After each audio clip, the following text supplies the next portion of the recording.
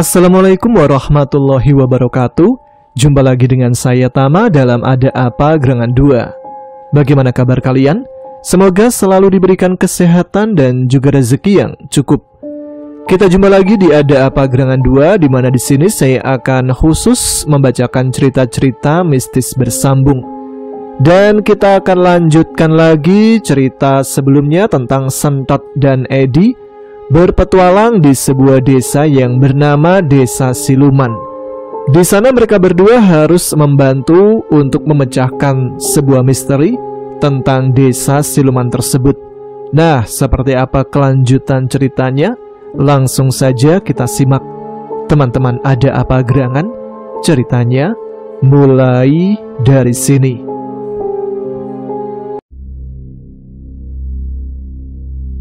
Setelah 2 jenazah polisi dimakamkan dengan selamat dan warga kembali ke rumah masing-masing, Ustadz Imron meminta semua warga desa untuk berkumpul di balai desa. Langit sudah pekat, hanya beberapa lentera dan obor yang menerangi ruangan kayu besar itu.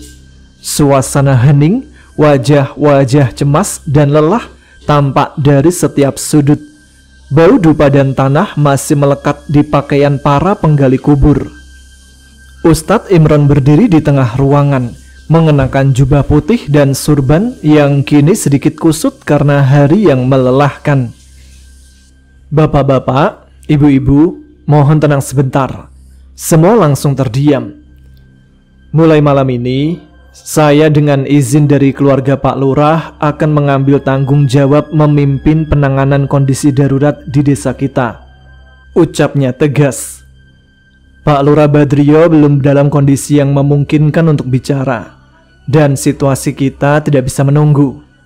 Beberapa warga mengangguk, wajah mereka mulai terlihat lebih tegang, terutama setelah melihat kejadian-kejadian janggal hari ini. Mulai malam ini juga saya instruksikan tidak ada satupun warga yang keluar rumah setelah jam 9 malam.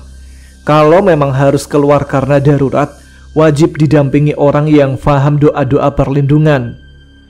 Seisi balai desa riuh sejenak dengan suara warga yang saling berbisik. Untuk ronda malam, saya minta minimal 5 orang tiap malam bergantian. Cukup di sekitar balai desa dan rumah Pak Lurah. Yang berani dan niat ibadah silahkan daftar. Tiba-tiba satu tangan terangkat. Seorang pria parubaya bertanya, Pak Ustadz, apa sebenarnya yang sedang terjadi di desa kita? Kenapa kok bisa sampai begitu ngeri kejadian malam ini? Warga lain ikut menimpali. Apa ini gara-gara pernikahan Ayudia, Pak Ustadz? Ustadz Imron menatap mereka dengan dalam, lalu berkata tenang, saya mengerti kalian cemas dan penuh tanda tanya, tapi saya mohon sabar. Apa yang saya ketahui masih belum lengkap dan belum tentu benar. Jika saya sampaikan sekarang, bisa menimbulkan fitnah, bahkan ketakutan yang lebih parah. Suasana kembali hening. Percayalah, apapun yang terjadi, bukan tanpa jalan keluar. Saya dan beberapa orang sedang mencari kebenaran tentang ini. Dan jika saatnya tiba, saya akan sampaikan semuanya. Warga pun akhirnya menerima dan perlahan mulai membubarkan diri. Saya minta malam ini pulanglah dengan tenang ya. Tutup dan kunci pintu rumah. Jangan lupa berdoa sebelum tidur. Kita tidak sedang menghadapi manusia, tapi bukan berarti kita akan kalah. Kalau aku tengah malam mau cari wedang rondo nggak bisa dong. Wedang ronde? Ngawur aja kamu. Mulutmu dikasih sanlet aja biar kesetot.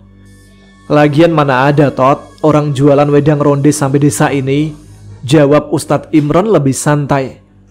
Mas Edi sebaiknya belajar lebih sabar lagi menghadapi anak kecil. Anak kecil ya begini, suka salah-salah omong. Tuh dengerin nasi hangat Pak Ustadz. Nasihat Tot. Ustadz Imron membenarkan ucapan Sentot dengan santun. Aku lapar, ayo kita cari makan. Kemarin Pak Ustadz makan apa ya di tempat Bu Lurah? Kayaknya seger banget. Oh, itu namanya sop jando, Tot. Enak itu, Tot, pas malam-malam begini. Saya suka kalau itu. Wah, Pak Ustadz suka janda. Beberapa warga langsung menoleh mendengar perkataan Sentot yang agak keras. "Hah? Pak Ustadz suka janda? Janda yang mana?" Terdengar bisik-bisik warga. "Iya, katanya pas malam-malam begini. Ku bilang sop jando tot, bukan janda. Mereka jadi salah paham." "Sabar Pak Ustadz, Sentot ini masih kecil, suka salah-salah omong," kata Edi menasihati balik Pak Ustadz Imron. Ustadz Imron pun hanya bisa menghela nafas panjang karena tak sengaja tersulut emosinya. "Tapi ini salah omongnya fatal Mas Edi. Namanya juga bocah Pak." Setelah warga bubar, Ustadz Imron, Sentot, dan Edi berjalan kembali menuju rumah Pak Lurah. Setibanya di rumah Pak Lurah, suasana lebih tenang. Bu Sri sedang duduk di ruang tamu dengan mata lelah, namun masih setia menjaga suaminya. Melihat Ustadz Imron datang, Bu Sri berdiri menyambutnya. "Bagaimana Ustadz?" tanyanya pelan. Ustadz Imron menghela nafas. "Sudah dimakamkan Bu, tapi situasi semakin tidak terkendali. Saya sudah minta warga berkumpul di balai desa. Mulai malam ini saya ambil alih dulu koordinasi ya. Desa kita sedang dalam bahaya yang tidak biasa Bu Sri." Bu Sri mengangguk perlahan, matanya berkaca-kaca. Sentot langsung duduk di lantai dan menguap lebar. "Bu Sri, boleh saya tidur di sini malam ini? Kalau nggak di sini mau tidur di mana emangnya? Siapa tahu disuruh tidur sama sapi." "Ya nggak nak Sentot, sana tidur sekarang, kalian pasti capek."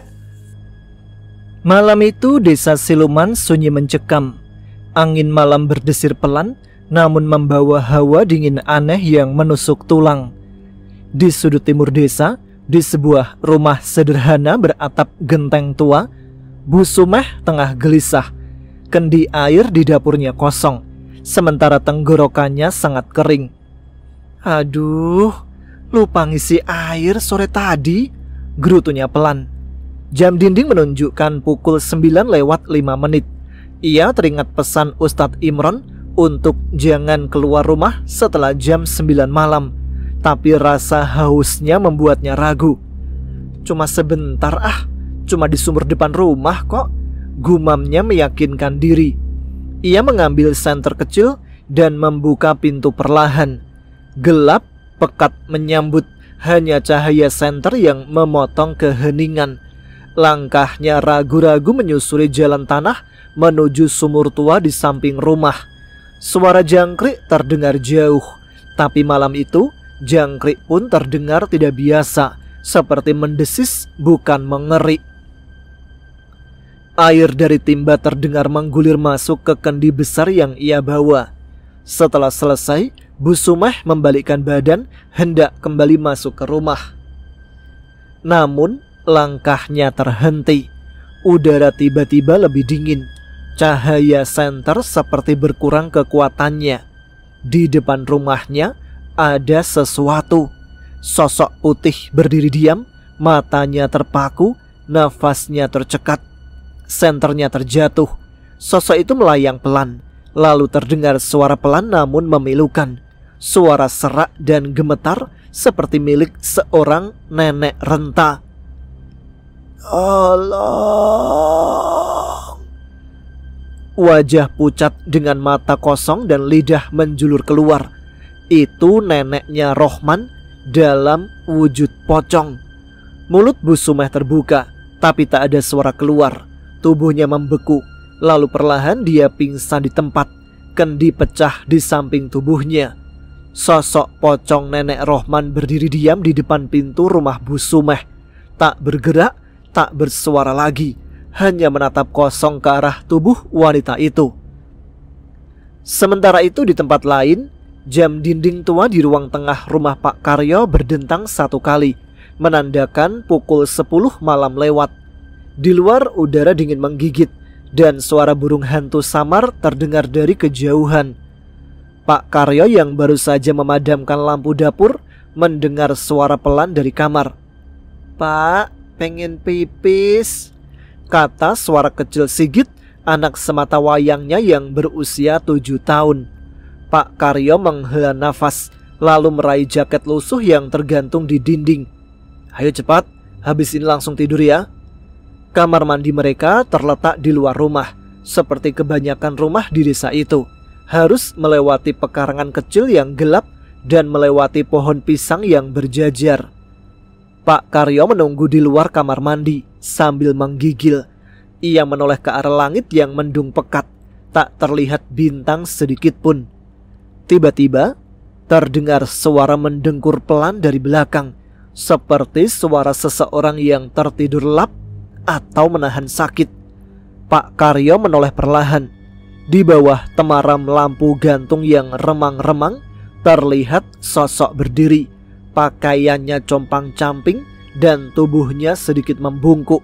Wajahnya familiar. Itu Pak Polisi Wahyu. Tapi wajahnya hancur, mulutnya ternganga, meneteskan darah hitam pekat. Dan dari sela bibirnya terdengar suara yang memilukan. Tolong. Matanya kosong memohon. Pak Karyo mundur pelan, kakinya gemetar. Ia berbalik ke arah pintu kamar mandi dan menggedor-gedor. Git, Sigit, cepat buka pintunya. Cepat Le, ada orang, buka Le. Namun tak ada jawaban. Gedorannya semakin panik. Pak Karyo menoleh lagi ke belakang. Sosok Pak Wahyu masih berdiri, tapi sekarang lebih dekat. Darah terus menetes dari bibirnya. Pak Karyo akhirnya lari menerobos pintu belakang rumahnya dan masuk ke dalam. Dan di sana, Sigit sedang tertidur pulas di atas kasur. Posisinya masih sama seperti tadi. Nafasnya tenang. Pak Karyo terdiam. Nafasnya terengah. Keringat dingin membasahi pelipisnya. Ia memeluk anaknya dengan erat. Sementara di luar, suara mendengkur itu masih terdengar. Makin menjauh, tapi tidak benar-benar pergi. Pos ronda tua yang berdiri di ujung tikungan jalan desa malam itu dihuni oleh 5 warga yang berjaga, sebagaimana instruksi dari Ustadz Imron. Mereka mencoba mengusir kantuk dengan main kartu remi di atas tikar sambil minum kopi dari termos kaleng. Angin malam berhembus dingin, membawa bau tanah dan daun pisang yang basah. Tiba-tiba, suara keras menghantam atap seng pos ronda. Suaranya nyaring dan berat, seperti nangka raksasa jatuh dari langit. Kartu langsung berterbangan, termos tumpah, dan semua kaget. Astagfirullah, apaan itu? Kata Wiro yang menjatuhkan kopinya. No Karno, kau kan gak ikut main. Coba cek tuh di luar. Perintah Gimin setengah berani setengah takut. Karno yang dari tadi duduk di pojokan sambil merokok mengangguk lesu. Ia bangkit dan turun dari panggung pos ronda. Ia celingak-celinguk menyisir area sekitar dengan senter butut. Tidak ada apapun. Tidak ada buah nangka. Tidak ada ranting patah. Tidak ada apa-apa. Tidak ada apa-apa mas, teriak Karno ke atas sambil mulai menaiki tangga pos ronda. Namun saat ia sampai di setengah tangga, teman-temannya yang di atas tiba-tiba menatapnya dengan ekspresi membeku. Mata mereka membelalak. Wiro sampai jatuh terduduk. Gimin menggigil dan berbisik, Astagfirullah, di belakang. Lalu mereka semua lari tunggang langgang keluar dari pos ronda. Bahkan Gimin sampai jatuh terguling menuruni panggung. Karno bingung. Apa sih? Kok semua lari? Ia pun menoleh ke belakang. Dan di saat itu, sosok Pak Purbo berdiri di bawah cahaya remang bulan. Bukan Pak Purbo yang dulu. Itu adalah sesosok mayat hidup mengenaskan. Perutnya terburai, usus menggantung seperti tali kusut. Darah hitam terus mengucur dari mulutnya, membasahi dadanya yang berseragam polisi. Wajahnya membiru, tapi matanya masih hidup menatap penuh derita. Mulutnya bergerak, suara lirih keluar. Tolong. Karno tak bisa bergerak. Seluruh tubuhnya kaku. Rokoknya jatuh dari mulut. Lalu tubuhnya roboh perlahan ke tanah. Pingsan. Pos ronda itu pun malam itu kosong, sunyi. Hanya suara angin dan lolongan anjing dari kejauhan. Dan sosok itu perlahan menghilang dalam bayangan. Malam semakin larut. Rumah Pak Lurah sunyi. Hanya sesekali terdengar suara daun pisang tergesek angin. Mama tak bisa tidur, perutnya keroncongan, efek dari hari yang panjang dan melelahkan. Ia turun dari dipan perlahan, mengenakan selendang tipis dan berjalan ke dapur. Dengan hati-hati, ia menyalakan lampu teplok. Cahayanya temaram, tapi cukup untuk melihat isi lemari dapur. Ya, paling enggak ada telur ceplok atau kerupuk udang 2 biji lah, gumam Mama sambil mengintip kaleng-kaleng tua. Tiba-tiba, suara ketukan pelan terdengar dari pintu belakang. Sekali, 2 kali, pelan tapi jelas. Mama menoleh cepat. Siapa sih itu? Tengah malam kok ketuk-ketuk pintu? Ia berdiri sejenak menimbang-nimbang, tapi rasa iba muncul di hatinya. Jangan-jangan orang butuh bantuan, pikirnya. Dengan langkah berat tapi niat tulus, Mama mendekati pintu. Bentar, sabar ya, katanya sambil membuka kunci grendel pintu kayu yang tua itu. Pintu terbuka perlahan, dan di sana berdiri sosok pocong Rohman. Kepalanya miring, dan di wajah putih pucatnya tampak memar besar seperti bekas tapak sandal. Mata kosongnya berkaca-kaca seolah ingin menangis. Mama terperanjat, tapi bukan tipe perempuan yang gampang pingsan. Dia malah berkata, Astagfirullah, Rohman, kamu itu apa sih? Ngapain malam-malam kayak gini? Muka kok kayak abis digebukin sendal jepit. Ya ampun. Pocong Rohman tak menjawab langsung. Ia hanya berdiri, menggoyang-goyangkan tubuhnya sedikit, seperti perasaannya tidak enak. Akhirnya dengan suara parau dan pelan ia berkata, Cucu jenengan, sentot, mukul kepala saya pakai nisan, terus diinjak-injak sampai lebam gini wajahku. Dikiranya kalau udah jadi pocong gak sakit apa? Udah dijadikan tumbal, masih dianiaya bocah kecil. Mama terdiam sejenak, lalu dengan nada campur antara prihatin dan jengkel, Dasar sentot, tapi ngapain kamu gentayangan, Man? Udah mati kok masih gentayangan? Rohman menunduk. Kami, nenek dan 2 polisi itu dijadikan tumbal untuk Condro Sungsang. Saya nggak bisa tenang. Saya minta tolong bebaskan kami, Bu. Mama mendekat sedikit, meski ngeri, tapi ia merasa kasihan. Lah terus kamu mau saya ngapain? Pocong Rohman menunduk lagi sebelum akhirnya berkata, Bebaskan kami dari Condro Sungsang, supaya kami bisa mati dengan tenang. Nanti tak sampaikan ke Ustadz Imron, tapi kamu jangan ganggu warga desa. Iya, Bu. Oh iya, satu lagi, tolong bilang ke sentot, jangan kasar sama orang tua. Meskipun sudah jadi pocong, harus tetap hormat. Jangan main injak seenaknya. Muka saya loh, sampai ngecap sol sandalnya. Mama refleks menutup mulutnya, menahan tawa. Ya Allah, bocah itu, ya Allah. Rohman kemudian melayang pelan menjauh, masuk ke dalam kabut malam. Sebelum benar-benar hilang, ia sempat menoleh dan berkata, Jangan lupa, ingetin cucumu. Pintu tertutup pelan tertiup angin. Mama berdiri terpaku, lalu geleng-geleng kepala sambil bergumam. Gimana sih desa ini? Pocong aja bisa curhat. Ya sudah, besok tak bilangin sentot, biar nggak asal geplak kepala orang. Pocong.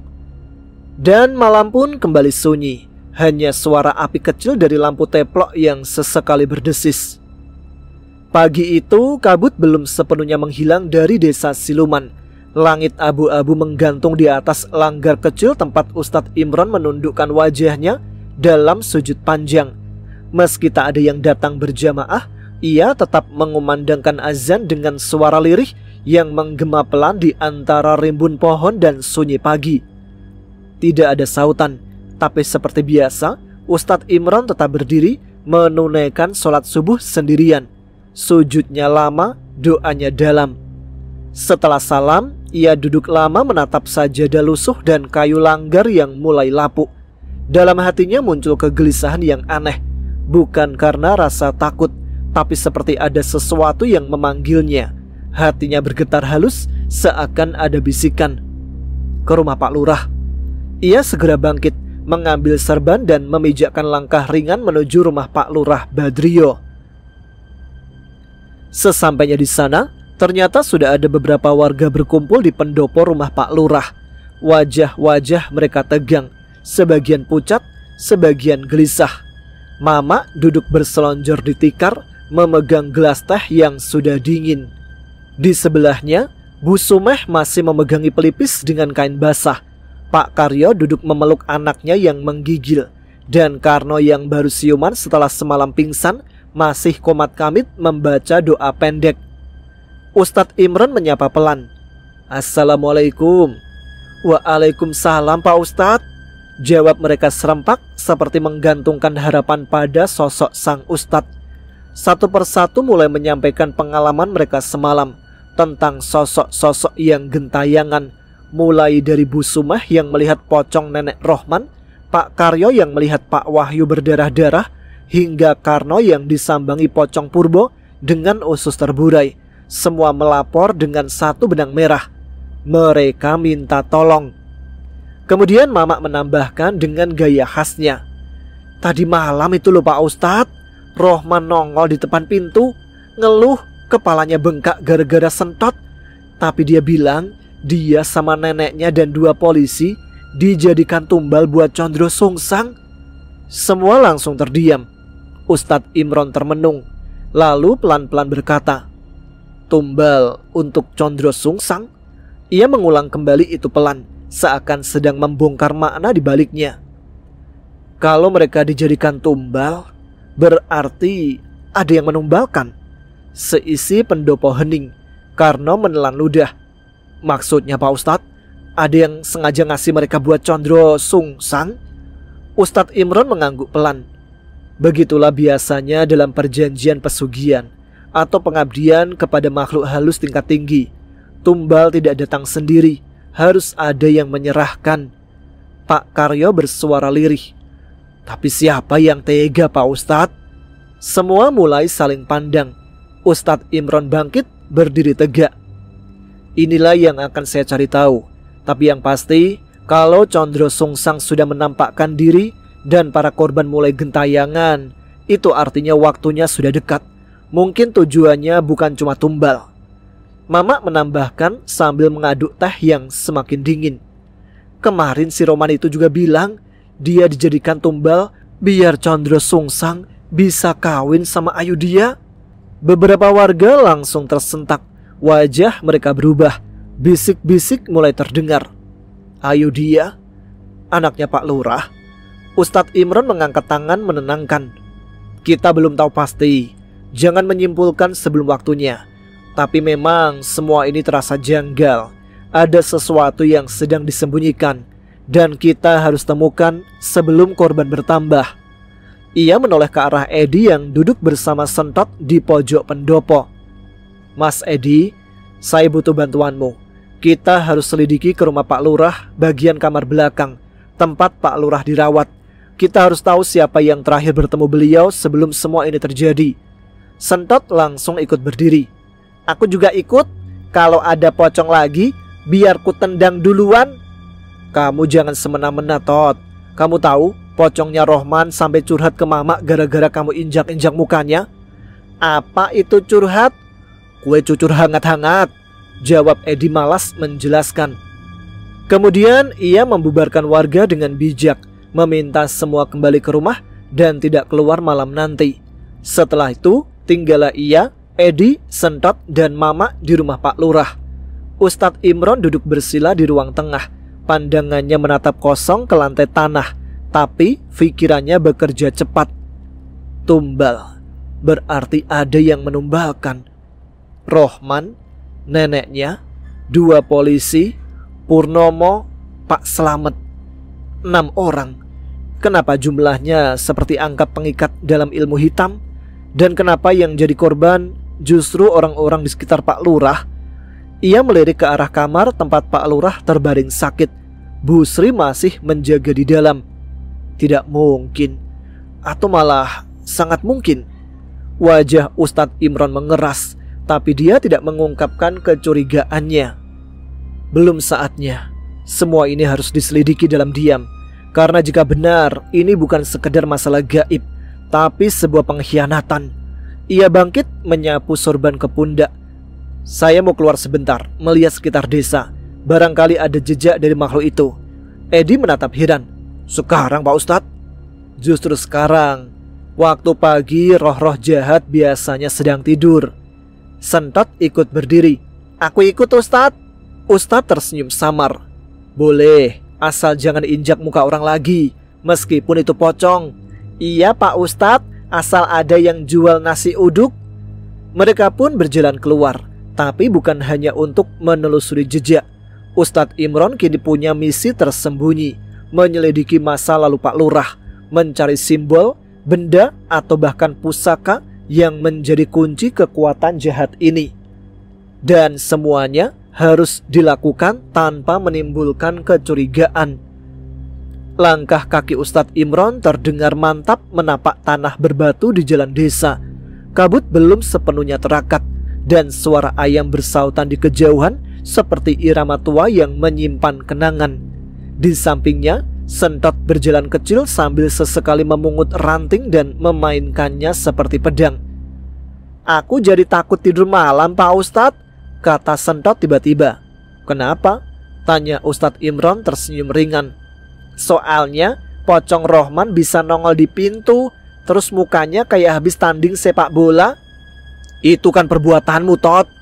Oh, main tendang pandang pocong aja kamu itu. Orang dia duluan yang serem, masa mayat kok ngeluh. Langkah mereka berhenti di depan sebuah rumah tua berdinding papan kayu yang sudah lapuk di banyak sisinya. Halamannya dipenuhi rumput liar dan pohon jambu yang daunnya berguguran. Di sana, seorang kakek kurus membungkuk, mencabut-cabut rumput sambil sesekali mengumpulkan batang-batangnya ke dalam ember bekas cat. Bah Centong, sapa Ustadz Imron. Kakek itu menoleh perlahan, matanya yang keruh memicing melihat tamunya. Loh, Ustadz Imron, udah lama nggak main ke sini. Ada apa ini pagi-pagi begini? Saya ingin silaturahmi Mbah dan tanya-tanya sedikit tentang sejarah desa. Mbah Centong berdiri tegak sambil menepuk-nepuk celana batiknya yang kotor. Sejarah desa ya? Ia menatap langit. Angin pagi kok rasanya beda, seperti bau besi karatan.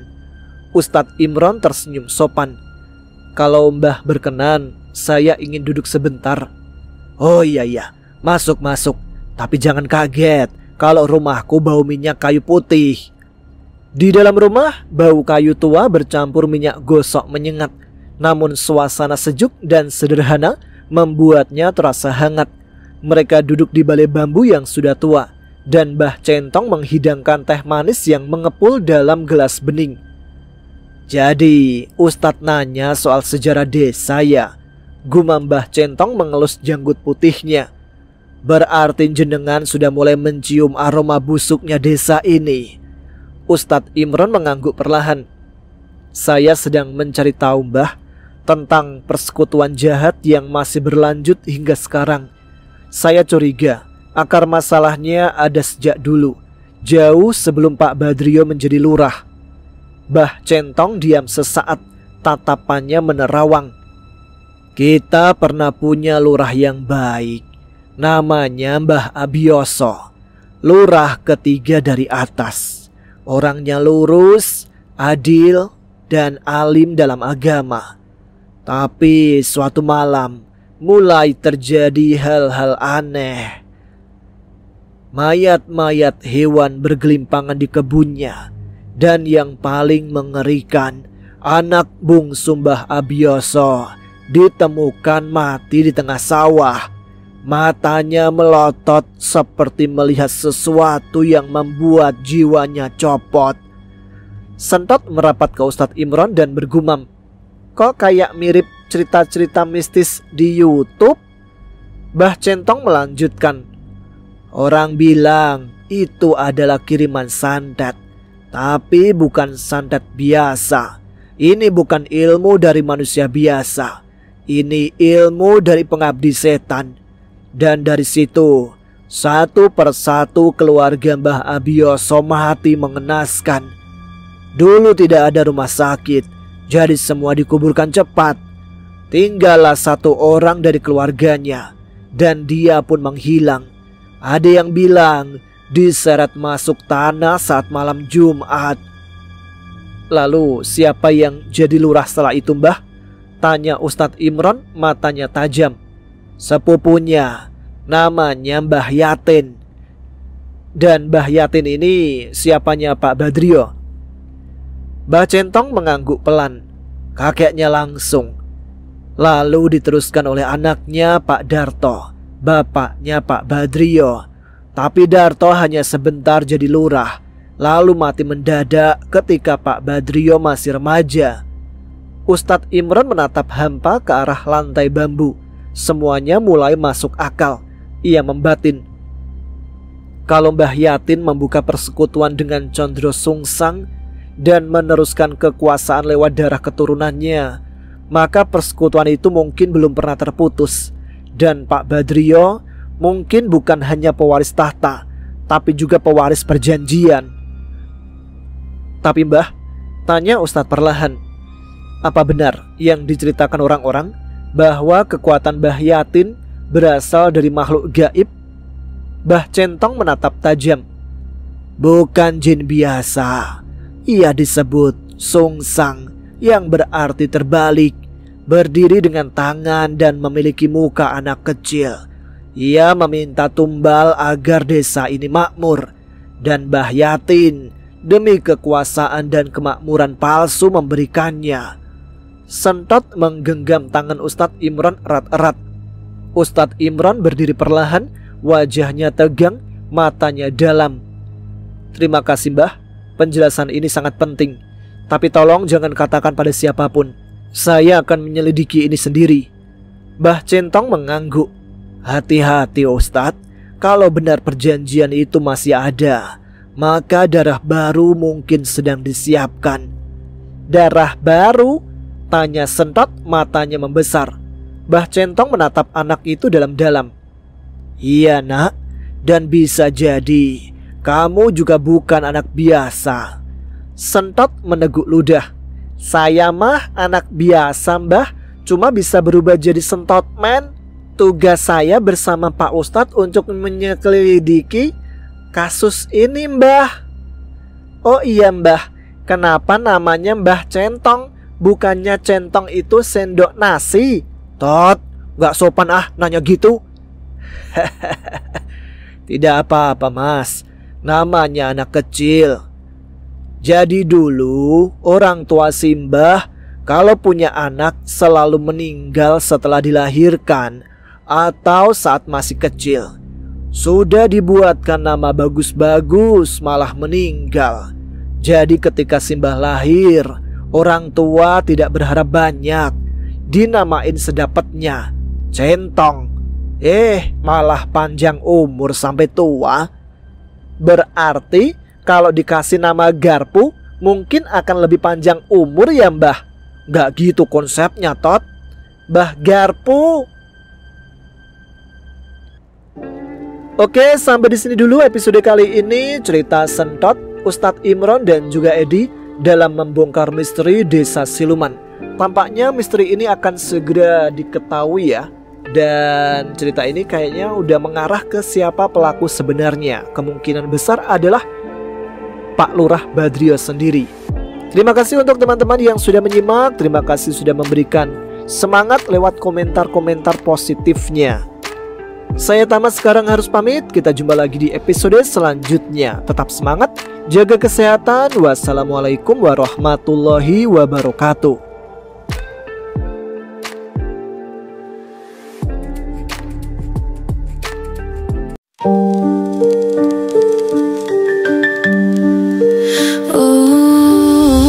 Aku tahu kau merinduku, aku tahu kau menangisiku, aku tahu kau tak relakanku, aku sama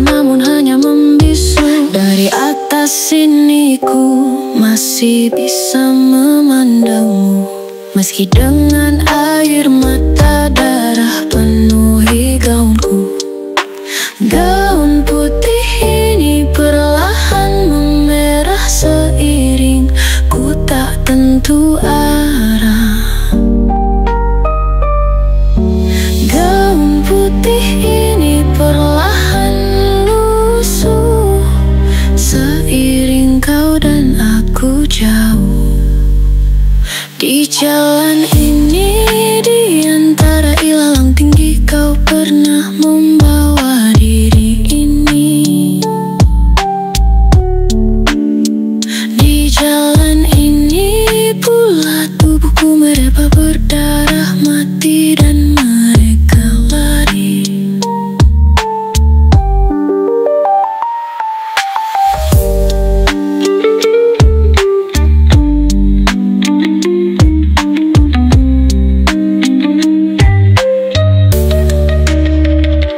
Di jalan ini, di antara ilalang tinggi, kau pernah membawa diri ini. Di jalan ini pula tubuhku mereba berdarah mati dan mereka lari. Di jalan ini, di antara ilalang tinggi, kau pernah membawa diri ini. Di jalan ini pula tubuhku mereba berdarah mati dan mereka lari. Di jalan ini, di antara ilalang tinggi, kau pernah membawa diri ini. Di jalan ini pula tubuhku mereba berdarah mati dan mereka lari.